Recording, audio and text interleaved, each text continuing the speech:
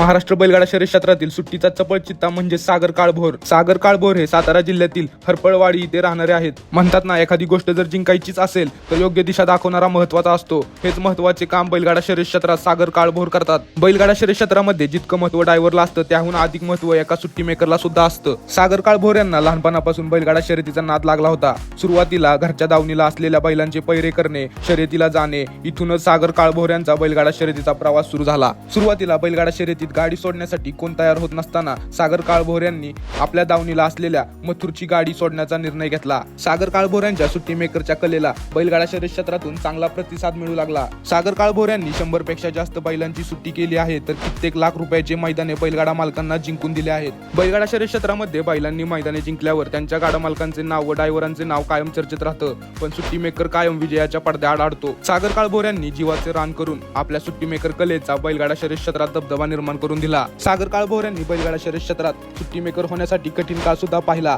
परंतु या कठीण काळात सागर काळभोर यांनी आपली कला जपली. काही काळातच सागर काळभोर यांनी कित्येक हिंदकेसरी मैदानात सुट्टी मेकरचे काम केले व कित्येक मैदानात गुलाल सुद्धा मिळवून दिला. सागर काळभोर यांनी बकासूर, मथुर, भारत अशा कित्येक टॉपच्या बैलांची सुट्टी केली आणि 1 नंबर सुद्धा करून दिला. सागर काळभोर यांनी सलग 12 मैदानामध्ये सुट्टी मेकरच्या भूमिकेत बैलगाडा मालकांना प्रथम क्रमांक करून दिला. म्हणूनच सागर काळभोर यांना महाराष्ट्र बैलगाडा शर्यत क्षेत्रातील सुट्टीचा चपळ चित्ता म्हणून ओळखले जाते.